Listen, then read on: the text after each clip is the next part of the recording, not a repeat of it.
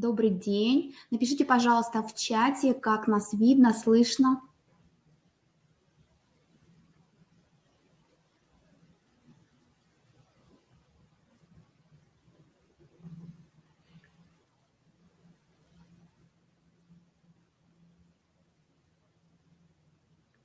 Замечательно. Тогда начинаем. Добрый день, уважаемые родители. Мы рады вас приветствовать на нашем консультативном часе Республиканского консультационного центра по теме «Семья в фокусе. Рождение и развитие семьи. Кризисные периоды. Условия счастливого брака». И сегодня на ваши вопросы ответит замечательный специалист, психолог Асташова Татьяна Анатольевна, психолог Государственного бюджетного учреждения Республики Коми, региональный центр развития социальных технологий, а также специалист Республиканского консультационного центра. Итак, Татьяна Анатольевна, вам слово. Также, если будет у вас... Сначала Татьяна Анатольевна начнет с тех вопросов, которые уже поступили, а затем, если у вас появляются еще вопросы, пишите их, пожалуйста, в чате, Татьяна Анатольевна обязательно на них ответит. Итак, Татьяна Анатольевна, пожалуйста, вам слово. Спасибо большое. Здравствуйте, все участники. Сегодня мы с вами поговорим в преддверии такого замечательного праздника Дня семьи. Поговорим как раз о семье. Семья с разных точек зрения может быть представлена. Этот вопрос бесконечно интересный. Мне бы хотелось... Видно презентацию, да, участника? Вот. Мне бы хотелось большую часть нашей беседы провести в ракурсе сказкотерапии, поскольку семья – это такое объединение людей, где необходимо очень экологично, очень комфортно друг с другом разговаривать, где необходимо искать точки соприкосновения с абсолютно разными людьми, разного возраста, разных вкусов, разных привычек. И тут необходимо, конечно, найти такой наиболее экологичный, интересный способ, который увлек бы всех. И поэтому большинство вопросов я освещу с точки зрения сказкотерапии, но поскольку мы живем все-таки в современном мире, очень разнообразном, да, то есть и те точки зрения рассмотреть, которые тоже будет интересно. Итак, сегодня мы поговорим о семье. Я задала ключевой вопрос, о котором буду говорить, да, я или мы. Потому что сегодня все чаще мы говорим о том, что очень важно я. Да, я как личность, я как человек в этом мире, как я себя представляю, как я себя презентую. И довольно трудно сломить вот эту вот парадигму ориентации на личность человека в момент, когда люди вступают в брак. Да, вот в этот момент все-таки в большей степени происходит сложный переход на «мы». И это очень важно, очень интересно, и именно об этом мы сегодня поговорим. Да? Не ломает ли вот этот переход к «мы» я каждого участника этого союза, и насколько это возможно сохранить «я» при условии «мы». Да? Итак, безусловно, мне хочется вспомнить, я всегда вспоминаю слова Льва Толстого о том, что счастлив тот, кто счастлив у себя дома. Это касается и родителей, и детей. Когда человек чувствует серьезную опору в семье, тогда ему легче решать вопросы, которые диктует ему общество. Ему легче быть успешным, эффективным на работе, потому что он знает, что есть место, где его ждут, есть место, где ему хорошо. Точно так же и с нашими детьми происходит. Когда ребенок чувствует очень серьезную опору, ему легче решать все другие вопросы. Когда он знает, что его дома ждут, каким бы он ни был, он туда будет стремиться, он будет делиться, он будет там открыт, и ему будет там интересно. Ну и очень хочется привести слова Карла Роджерса о том, что мечта о браке, которая заключается на небесах, совершенно нереальна. Иногда мы все-таки рисуем себе в воображении картинки о том, что как только мы будем вместе, нам будет всегда хорошо, легко, удобно, замечательно. Иногда так и бывает, но ключевой такой постулат, от чего хорошо и удобно, да, это все-таки труд. Над любыми устойчивыми взаимоотношениями между мужчиной и женщиной нужно постоянно работать, постоянно строить, перестраивать, обновлять и вместе расти. И это очень важный аспект. И в сказкотерапии человек, который отвечает за обновление отношений, все-таки в большей степени именно мама, именно жена. Поскольку у нее есть больший потенциал эмоциональной чувствительности, когда она понимает, что отношения уже развиты до определенного момента, и теперь можно идти вперед. Она может внести что-то новое в это отношение, да, и ситуация новизны отношения укрепляет и развивает.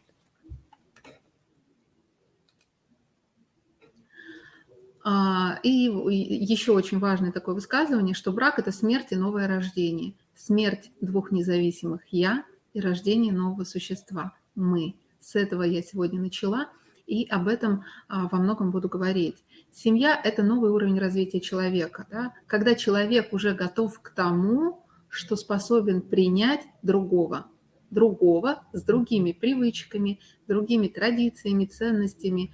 И даже в условиях, когда люди одной культуральной особенности принадлежат к одной нации, имеют вроде как одинаковые взгляды, да, живут в одном населенном пункте, это совершенно не обеспечивает того, что эти люди имеют одинаковые привычки и одинаковые взгляды. Поэтому очень важно понимать, что основой успешного брака будет именно готовность каждого из партнеров принимать другого человека таким, какой он есть, расти и развиваться вместе.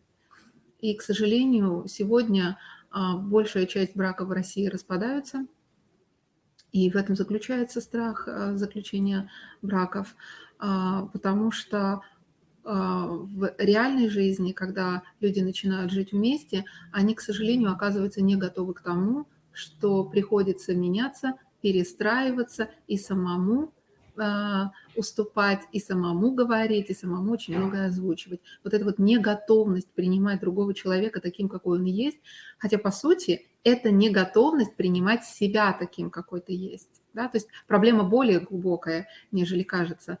Вот. И вот эта неготовность довольно часто приводит не к тому, что люди начинают расти, развиваться, понимая свои особенности и слабые стороны, а люди решают прервать отношения, потому что, правда, нужно трудиться.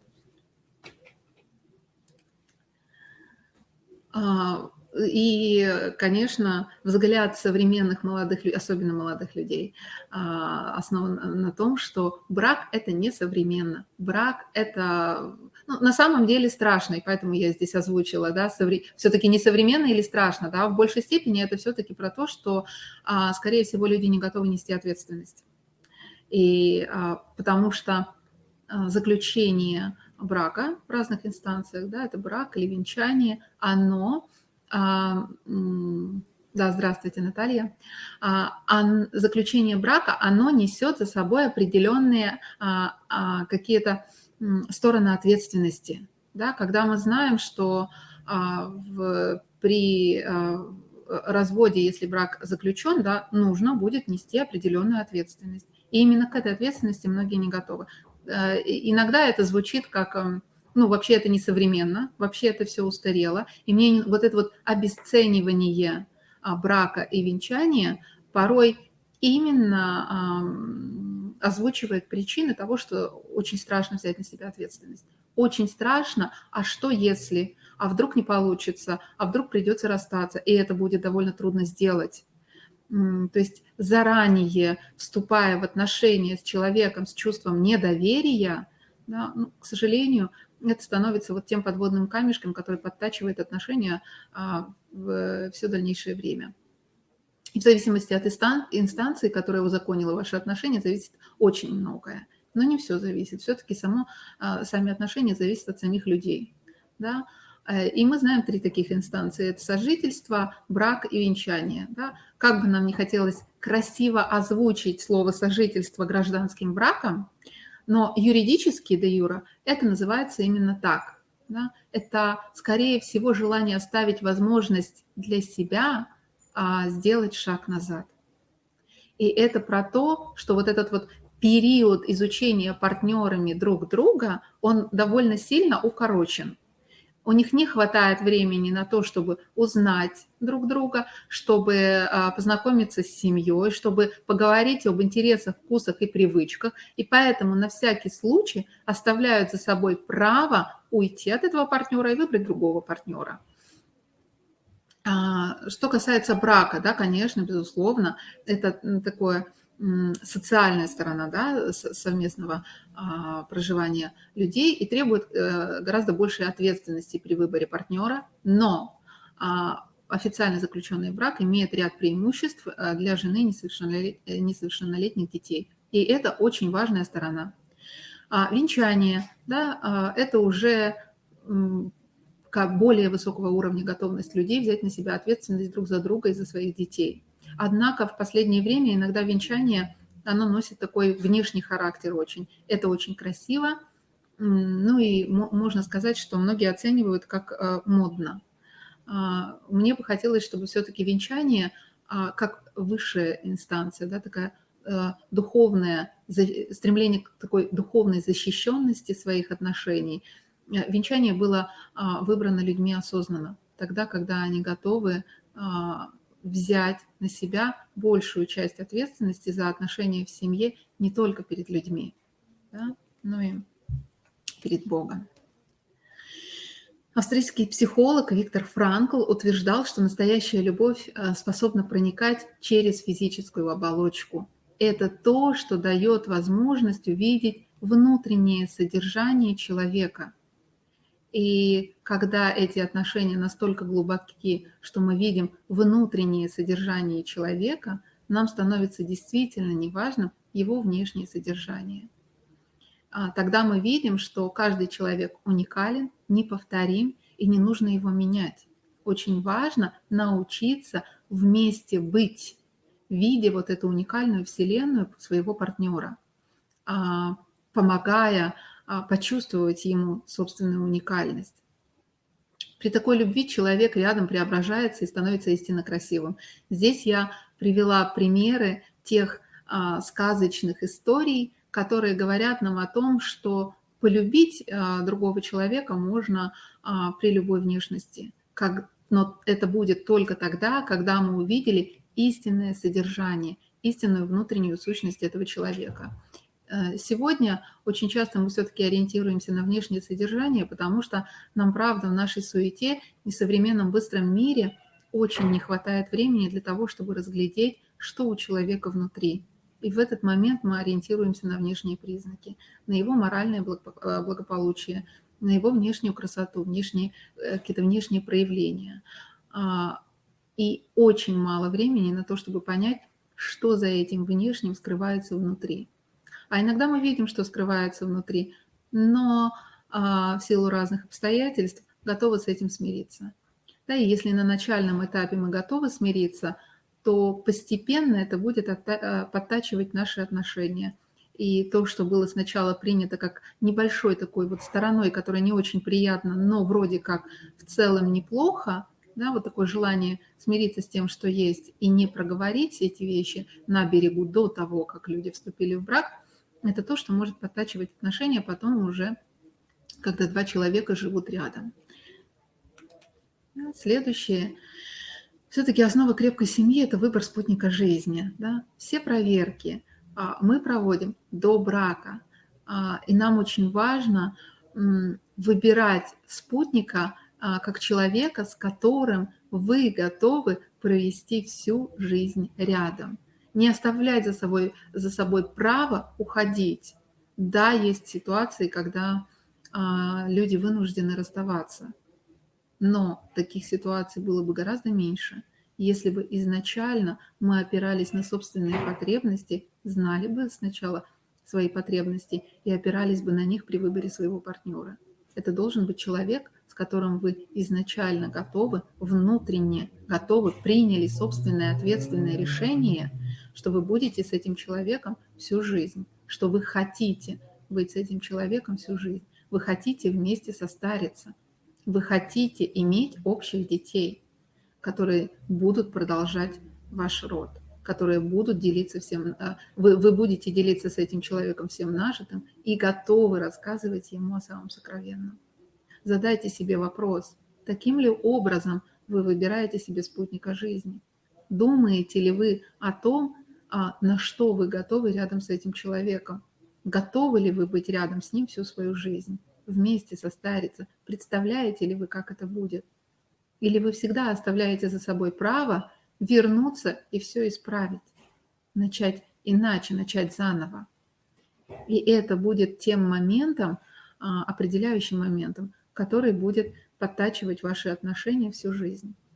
Когда вы будете раздражаться на другого человека просто потому, что изначально, да, вы приняли на себя обязательство, приняли на себя такую ответственность, что вы можете всегда уйти. И тогда любая мелочь будет подтачивать. Ну, вроде как вы же себе разрешили, что вы можете уйти.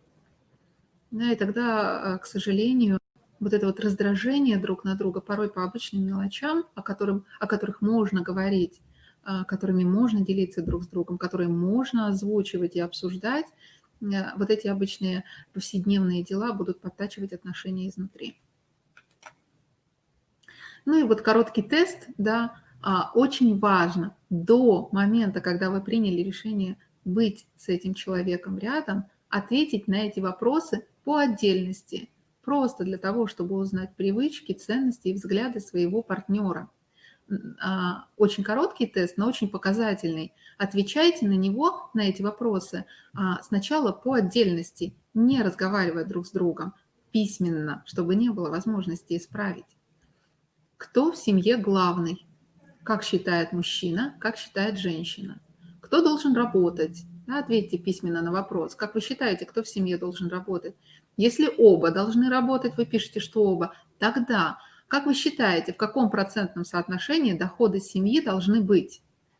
И на консультациях иногда, когда я провожу этот тест для пары, вот тут очень серьезно разнятся взгляды мужчины и женщины. Когда она ожидает, что он будет 80% дохода приносить семье, а он считает, что все должно быть 50/50, и они это не обговаривали до того, как начали вместе жить, потом, конечно, будет сложнее решать эти вопросы. То есть наши ожидания должны быть озвучены. Никто не должен удовлетворять наших ожиданий, тем более, если он не знает, чего мы ждем от него. Сколько вы хотите детей? Да, очень важный вопрос, который становится камнем преткновения, к сожалению, после свадьбы. Когда два молодых человека начинают говорить о том, что кто-то хочет детей, очень хочет, и ради этого вступал в брак. А кто-то считает, что ему страшно, он не готов. И он пытается отсрочить это ожидание совместного ребенка. И это тоже будет вопрос, который желательно было выяснить заранее, поговорить, да, для того, чтобы снять вот этот общий уровень тревожности и напряженности между партнерами. В каком возрасте вы хотите детей, как на это смотрит женщина, как на это смотрит мужчина. Очень важный вопрос, который всегда возникает, к сожалению, после того, как люди начали жить вместе. Как часто ваши родители будут вас навещать или как часто вы планируете навещать своих родителей. Да, довольно часто бывает так, что женщина считает, что помощь мамы в семье неоценима, и общение с мамой очень важно, а мужчина считает, что нет. Или наоборот, когда женщина говорит, что не нужно довольно часто встречаться, что я справлюсь сама, и мне не нужна помощь, и иногда это вызывает раздражение у нее, а мужчина считает, что помощь мамы в семье – это абсолютно нормально. Вот об этом нужно говорить тоже заранее, озвучивать. Какими делами по хозяйству хотел бы заниматься партнер? Вот это тоже очень важный аспект, потому что у нас много стереотипов, установок и убеждений. Да? Вот у меня сейчас к участникам вопрос. Напишите, пожалуйста, в чате, как вы считаете, чем должен в семье заниматься мужчина? Если есть мужчина, здорово, если они напишут, да. А так напишите, да, чем должен мужчина заниматься в семье, с вашей точки зрения? Как вы думаете?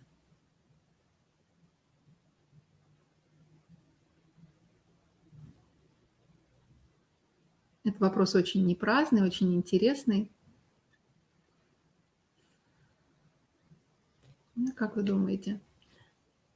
Напишите, пожалуйста, в чате. Чем должен заниматься в семье мужчина?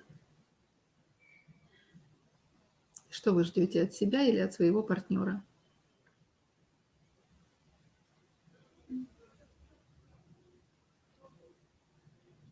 Давайте мы еще немножечко подождем, потому что от уровня вашей активности будет, безусловно, зависеть насколько ляжет внутренне эта тема вам и насколько будут приняты те вещи, которые мы сегодня с вами обсуждаем.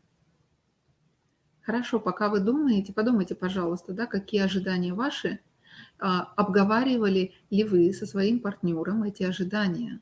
Да? Может быть, он уверен, что женщина по хозяйству должна уметь делать все, ну и вообще должна этим заниматься. А женщина считает, что поскольку она сегодня занята в карьере так же много, как мужчина, то можно и домашние обязанности разделить поровну. Это тоже очень важно обсуждать. Как вы будете отдыхать, как себе видит отдых мужчина, как привыкли отдыхать вы, готовы ли вы менять свои привычки по поводу отдыха, кто будет распоряжаться семейным бюджетом, из чего он будет складываться. Вот это очень важные вопросы, которые всегда нужно обсуждать до того, как вы решили жить вместе, как вы приняли решение. И не важно, что это будет. Сожительство, это будет брак или венчание после брака, или кто-то допускает без брака. Да, вот эти вопросы всегда нужно обсуждать заранее. Следующее, на что стоит обратить внимание, вот у нас немножечко подвисает презентация. Сейчас пробуем. К тесту вернулись. Ну вот дальше теста он идти не хочет. Да, очень важно обсудить. Так, сейчас мы все-таки посмотрим, да, почему-то.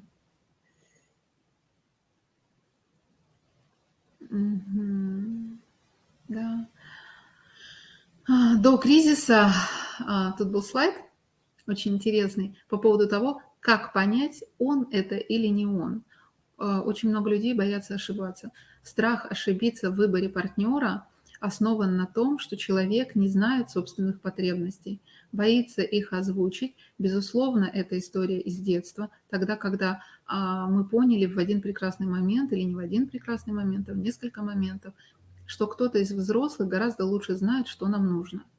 Они знают, где мы хотим учиться, взрослые знают, чего мы хотим в этой жизни, взрослые знают, что у нас получится и чего у нас не получится, взрослые знают, когда мы хотим кушать, взрослые знают, когда мы хотим гулять, когда мы еще чего-то хотим. И в один прекрасный момент ребенок начинает понимать, что он не знает себя, он не знает своих потребностей. Ему очень важно ориентироваться на мнение другого человека.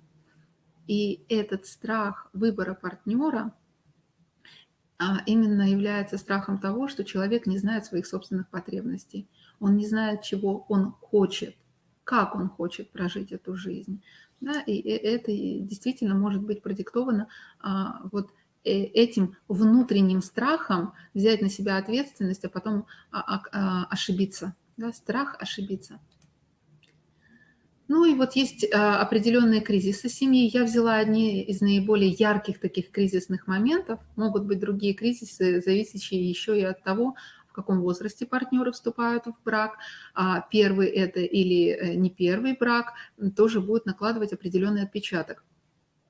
Но основные кризисы семьи, к которым должны быть готовы люди, это кризис рождения семьи, тогда, когда люди начинают понимать, что их «я» важно, но есть еще слово «мы», которое теперь тоже будет иметь очень большое значение. И любые договоренности, любые желания нужно будет обсуждать, обговаривать, любые изменения. Это изменения уже системы, а не только личности. Поэтому вот это тоже может быть таким кризисным периодом притирки, кризисным периодом договаривания друг с другом.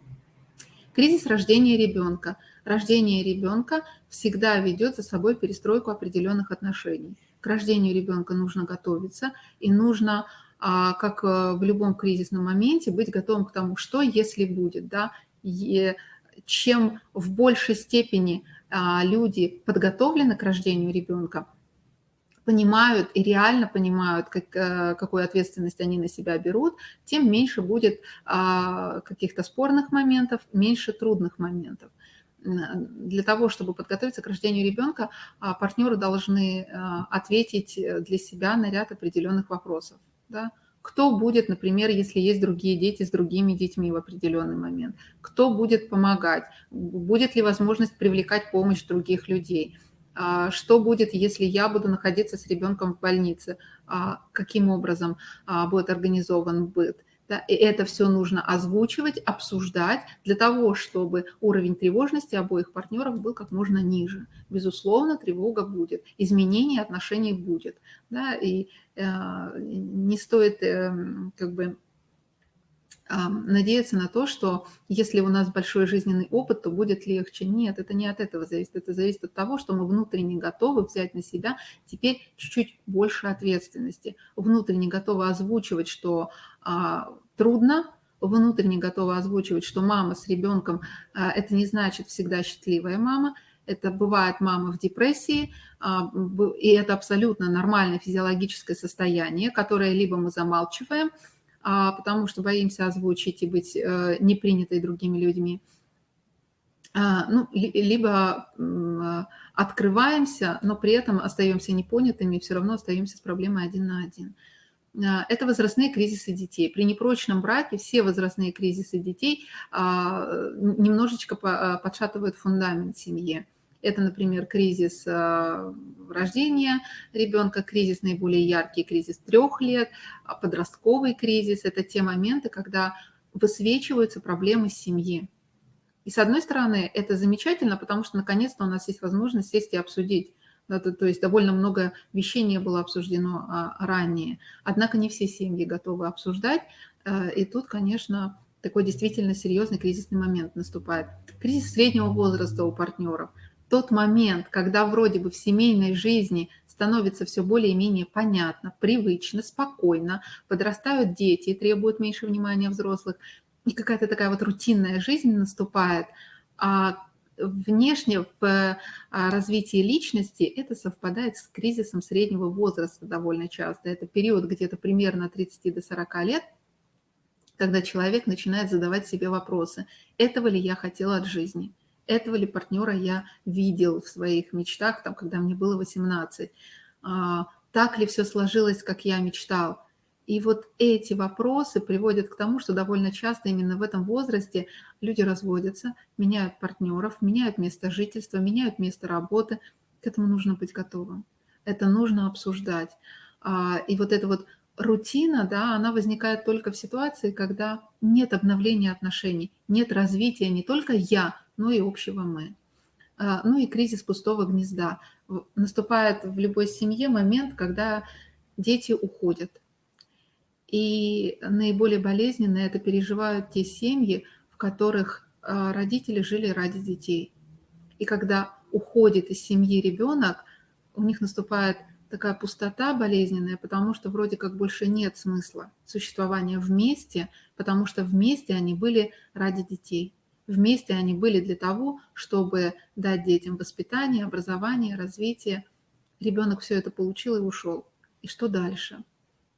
И вот чтобы не было, чтобы смягчить вот этот кризис пустого гнезда, потому что, безусловно, вопрос сепарации будет вызывать определенные трудности в семье. Родителям нужно будет перестраиваться. Но в тот момент, когда они понимают, что и без ребенка им есть чем заняться, им также интересно, они также наполнены, их жизнь также интересна, тогда, конечно, этот кризис будет переживаться гораздо легче. Вот. И хочется отметить, что в эмоционально здоровых отношениях кризис – это всегда возможность роста и развития семьи. Это возможность обсудить болевые точки и выйти на новый уровень развития. В слабой семье, в слабых отношениях кризис будет подтачивать, а в сильных отношениях, в отношениях, когда люди готовы развиваться, расти и преодолевать трудности, это всегда будет моментом, когда семья выходит на новый уровень своего развития. Муж и жена – это еще и папа и мама. Да? И вот воспитание детей – это обоюдная ответственность папы и мамы. любой ребенок любого пола, независимо от того, мальчик это или девочка, требует участия обоих партнеров в своем воспитании. Полноценная личность, та личность, которая понимает и мужское, и женское свое начало, принимает свои потребности, эта личность должна наполниться любовью и матери, и отца. И в воспитании девочек и мальчиков роль и папы, и мамы очень важна. Здесь я привела примеры того, что будет, наиболее такие яркие моменты, на которые следует обратить внимание. Да? Чем мы питаем своих детей, то мы от них и получаем в результате. Да, критика будет приводить к тому, что и он будет критиковать и обвинять. Насмешки – это всегда страх и недоверие. Враждебность в семье – это враждебность в ребенке. Злость – это готовность ребенка причинить боль другому человеку. Непонимание ребенка будет приводить к тому, что и ему будет очень трудно понять других людей. И когда мы имеем в семье двойные стандарты, всегда приводит к тому, что ребенок будет искать возможность в системе этих двойных стандартов выживать. Когда у мамы, у папы, у бабушки, у дедушки разные требования, ребенок научается подстраиваться и будет врать. Да, то есть порой мы сами создаем условия для того, чтобы дети были такими, какие они есть. И наоборот, когда ребенок получает поддержку, он будет учиться защищать других. Когда у нас есть спокойное ожидание, да, и ребенок будет уметь ожидать и быть терпеливым. Ребенок, которого мы хвалим, будет расти уверенным. Да, похвала тоже имеет свои особенности, она должна быть конкретной, по делу, когда мы видим реальные успехи своего ребенка. Вот тут он нуждается в нашей похвале и поддержке. Да, когда мы честны с ним, он учится быть справедливым. Когда мы обеспечиваем ему безопасность, психологическую, эмоциональную, физическую безопасность, он научается доверять этому миру, и ему не страшно преодолевать любые трудности. Когда мы его питаем одобрением, он учится уважать себя. Когда мы даем ему ту любовь, которая в нас есть, он учится любить и дарить любовь окружающим. И, конечно, когда мы представляем ему свободу выбора и ответственность за эту свободу выбора, он будет уметь брать на себя ответственность и отвечать за свои поступки. Крепкий фундамент семейного счастья, безусловно, это первое, это укрепление союза мужчины и женщины. Тут очень важно понимать, что изначально мужчина – это залог такого внешнего благополучия и спокойствия. Это тот человек, который будет защищать семью, дом от каких-то внешних нападок, да, защищать свою территорию. А женщина – это тот человек, который способен эмоционально наполнить содержанием внутренний мир семьи. Это тот человек, который способен создавать уют и атмосферу.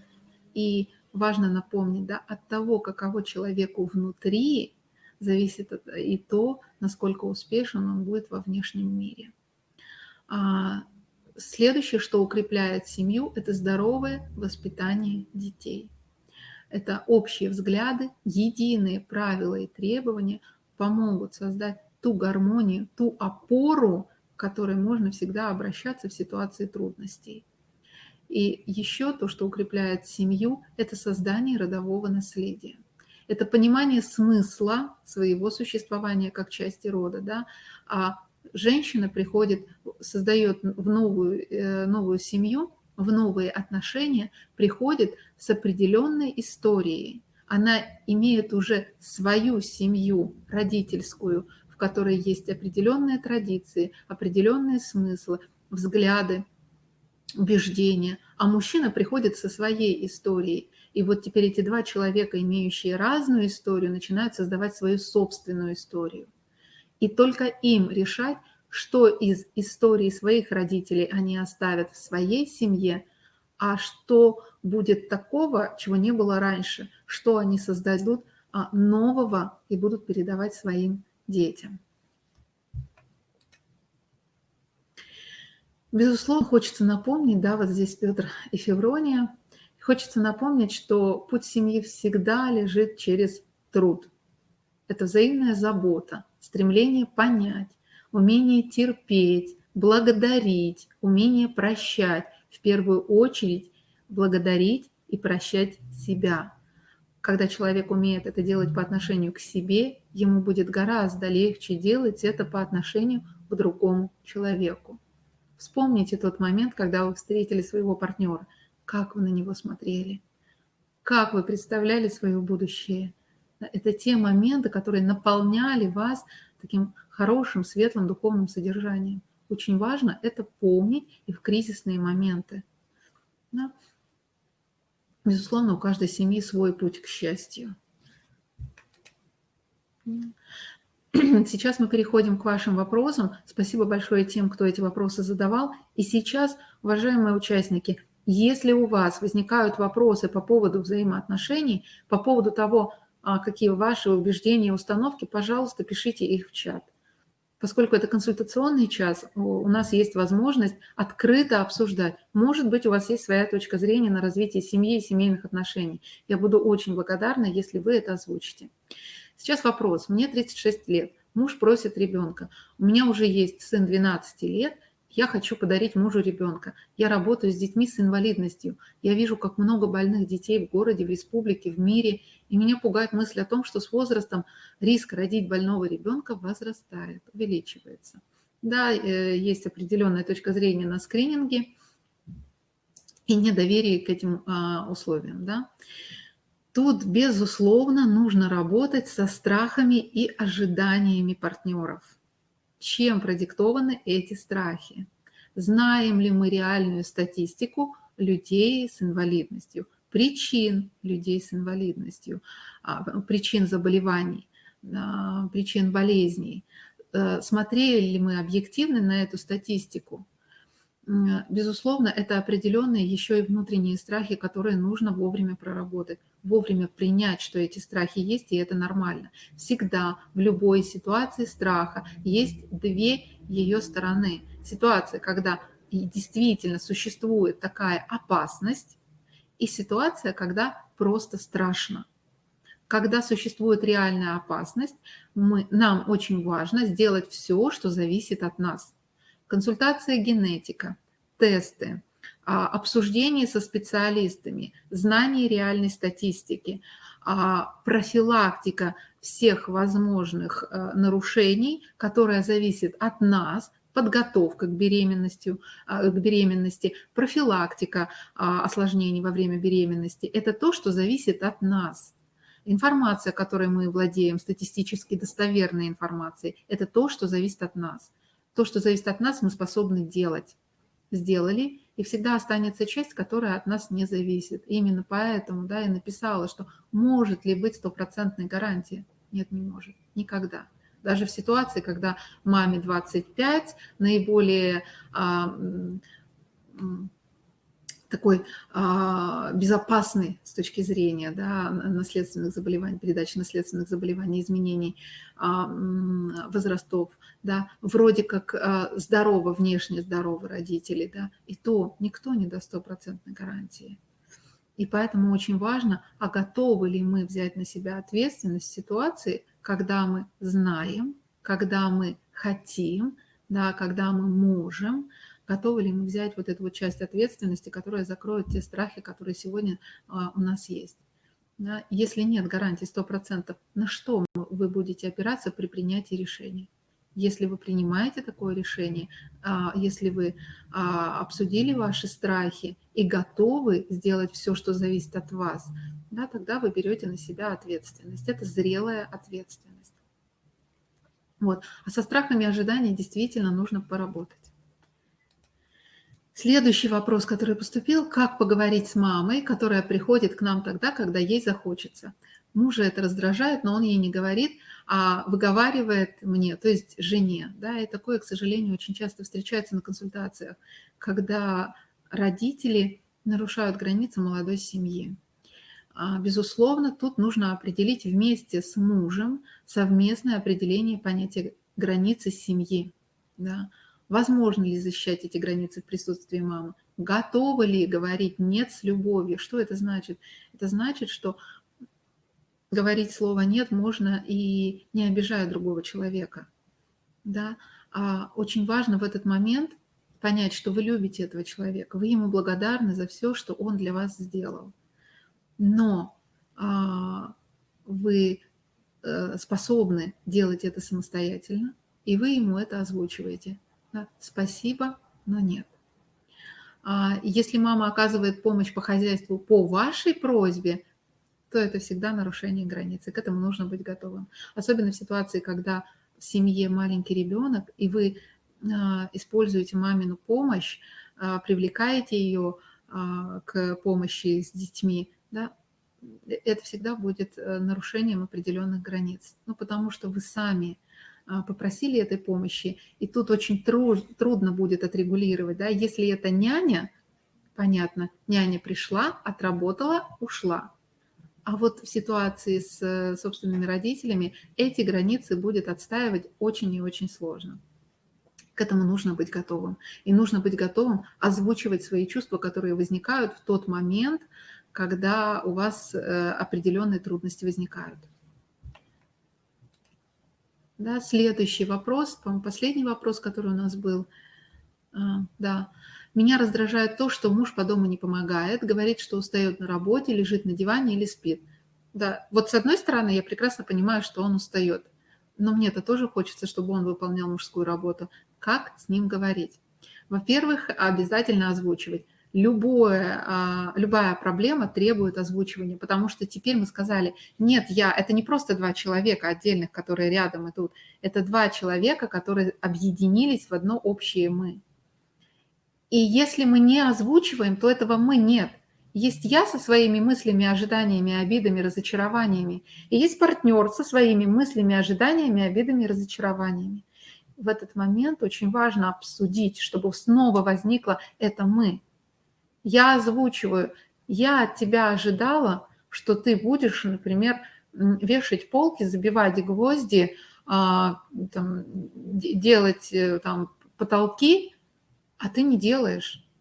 Я разочарована. Но это мои ожидания. Я ожидала. Может быть, они не связаны никак с твоими ожиданиями. Да? А он говорит, а я ожидал, что ты будешь готовить первое, второе компот, будешь мыть полы, у нас всегда будет идеально чисто, будешь всегда довольно улыбаться и встречать меня там с пирогами и красной ковровой дорожкой. То есть вот до тех пор, пока мы не озвучим наши ожидания и не проговорим, мы будем разочаровываться. К сожалению, это так. Но только потому, что очаровывались мы сами, без участия партнера. Потом очень важно, что значит мужская работа. Да, обсудите вопросы. Если мне нравится забивать гвозди в семье, я буду это делать. И не считать, что это мужская работа, потому что мне нравится, это мое право. Если для мужчины это проблема, и он говорит, что такое ты гвозди забиваешь, тогда мы с ним обсудим. Если для него это вообще никакой проблемы не представляет, тогда я буду продолжать это делать. Да, и вот разделение обязанностей по дому – это тот момент, который должен быть решен до свадьбы. Если до свадьбы не был решен, он будет вызывать трудности тогда, когда вы живете уже вместе. Трудности возникают, мы их решаем для того, чтобы выйти вместе на новый уровень. Вот есть трудности, мы их не решаем, мы пока здесь топчемся. Как только мы решили трудности, договорились, и теперь еще одна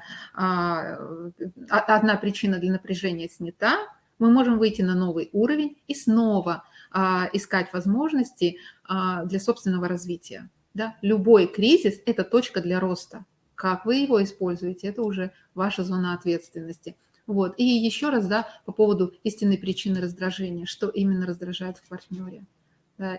Это ли раздражает? Или это вот на фоне общего раздражения то, что он лежит на диване, вызывает во мне еще раз такую бурю эмоций. Да, тогда нужно разобраться, что на самом деле является истинной причиной вашего раздражения. Это те вопросы, которые поступили. Дорогие участники, у вас есть возможность задать вопросы в чате. Да, поскольку я вижу, что участники есть. Если нет вопросов, поставьте, пожалуйста, знак минус, и я буду знать, что на ваши вопросы в ходе своего вебинара я ответила.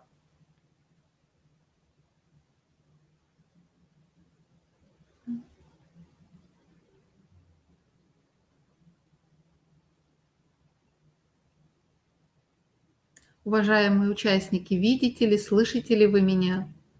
Есть ли у вас вопросы?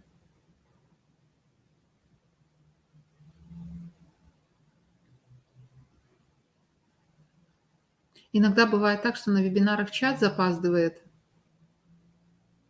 Да, поэтому я последний слайд включу, буду завершать. Если у вас есть вопросы, вы можете их задавать.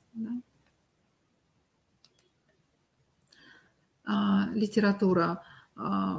С точки зрения сказкотерапии, еще раз говорю, что многие проблемы можно решать довольно экологично и комфортно для разных участников одновременно. Это такая вот некая система медиации, да, когда мы готовы услышать и объективно посмотреть на своего партнера, на свою семью в целом. С этой точки зрения я рекомендую полезные статьи на сайте Татьяны Дмитриевны Зинкевич-Евстигнеевой, на сайте Международного института сказкотерапии. Очень много вопросов там освещены, и очень много ответов там есть. У вас всегда есть возможность обратиться туда. О вопросах воспитания мальчиков и девочек в семье, о вопросах ролей мамы и папы в семье, о том, что является таким фундаментом семейного развития. Есть книги, которые очень легко читаются, вот «5 языков любви» Гэри Чепман, сказки и мультфильмы, которые, да, не нужно читать, можно просто вместе посмотреть и обсудить. И очень важно оберегать, хранить те традиции, которые в вашей семье есть. Одна из традиций в нашей семье, в моей семье, это совместный просмотр фильмов, мультфильмов и совместное их обсуждение. Когда мы просто все вместе собираемся, да, и получаем удовольствие от того, что мы находимся рядом, от того, что у нас есть возможность все-таки высказать свою точку зрения на те или иные вещи и получить удовольствие от этого досуга. Да. Наиболее яркие моменты, которые можно использовать для совместного досуга, это «Сказ о Петре и Февронии». Можно читать, можно смотреть фильм, да, быть готовым к вопросам, которые задают дети, а это иногда вопросы, которые ставят в тупик. Репка, да, когда мы говорим об истории семьи, о взаимопомощи в семье с самыми маленькими детьми, «Царевна-лягушка», о том, сколько трудностей человек готов для того, чтобы отстоять свое право быть с любимым человеком. Это о том, какие проверки мы проводим до брака, да, как проверялся суженый царевны лягушки, да, сколько трудностей он преодолел для того, чтобы доказать свое право находиться рядом с ней. И это еще и как раз о выборе, об ответственности за собственный выбор, о тех каких-то испытаниях, которые мы готовим друг другу для того, чтобы проверить, тот ли это человек, с которым я хочу быть всю свою жизнь. Это дюймовочка, да, тоже о том, сколько трудностей преодолевала героиня для того, чтобы быть успешной, быть любимой. Да. «Влюбчивая ворона», о том, как порой современные женщины в суете и в страхе не успеть вовремя, очень условно не успеть, да, как они ошибаются в выборе, и как потом трудно, да, преодолевать эти ошибки. «Тайна Коко» тоже о родословной, и очень интересно о роли каждого человека в памяти, своей семьи. «Песни о море», «Семейка Круз». Очень большой перечень того, что можно на самом деле взять как основу, которая начнет совместный семейный разговор о том, какова история вашей семьи. Это очень важно. На сегодня все. Спасибо вам большое за активность, спасибо вам большое за вопросы, которые вы присылали.